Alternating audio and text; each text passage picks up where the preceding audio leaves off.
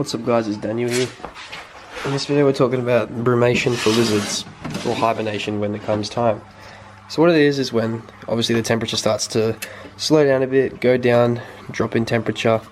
So the lizards will eventually be less active, they'll be moving around a little bit slower, feeding and drinking a little bit slower, till eventually they're ready to hibernate or brumate, which means they'll go and have a snooze for quite a long time, depending.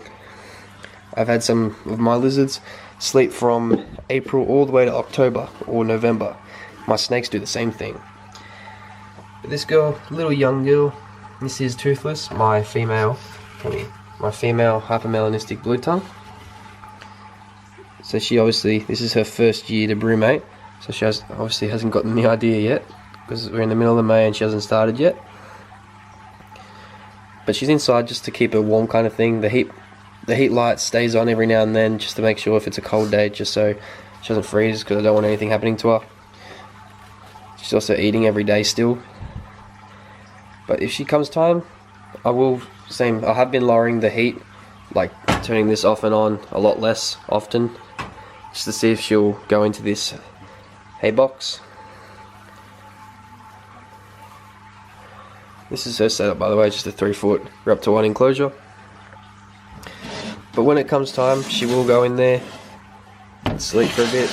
That's why you have to stack your lizards up on food, because when they're sleeping they tend to use their excess body fat as a food source. That's what keeps them going. Otherwise they will come out looking for food. What I tend to do is, no matter what, I always keep food in there, especially the outdoor ones that I'm bringing you out to now. Always keep food out there. There's none at the moment because Bumblebee decided to come out and have a quick snack. But this is a perfect example. So obviously, since it's coming winter, it's getting a lot colder. And this is what happens. Lizards become less active, and in each enclosure I've got a hay box. You can use newspaper as well. This is just some sugarcane mulch mixed with hay. Is he in here? I don't see him in here. Oh, he's in there. So they tend to slow down. Here is Whitey, my male albino blue tongue skink. As you can see, he's in his hay box. He's been sleeping. I brought him out earlier to film a Reptarium video, so that's why he's awake at the moment. So they come in here and they won't come out for weeks. I always keep food out on the table. There's a little bit of dog feed in there, a bit of water because it was raining today. I'll get to that in a minute. But that's Whitey. You should see they have their nice rest in here, and when they're ready to come out for spring, which is also breeding season, then they can come out. They also tend to breed sometimes earlier, like August, September, I've heard. We'll go to the next pit. Also, I'll show you, Bumblebee's the same, bearded dragon. He's in at the bottom there. He snoozes there for a bit, just undercover away from the rain and the weather. But here's my other hay box.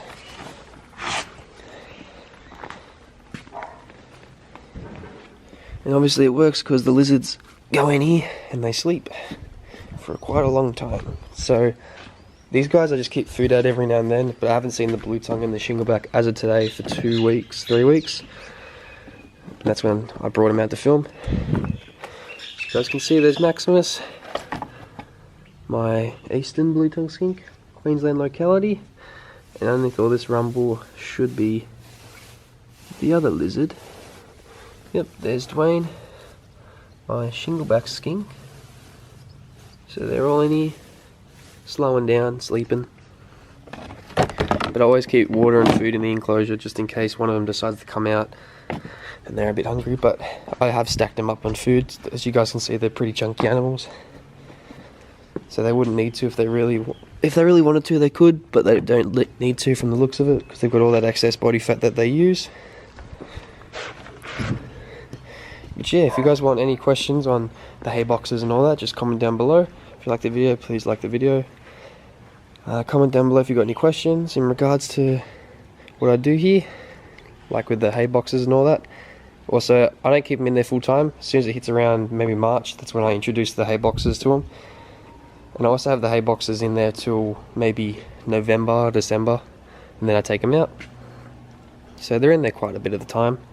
They tend to use them for hides as well. What's good about hay boxes as well, like if it's a really hot day, since they're in the shade, they can get out of the sun and get in there and keep cool. But yeah, if If you guys got any questions, just comment down below, and I'll talk to you all later.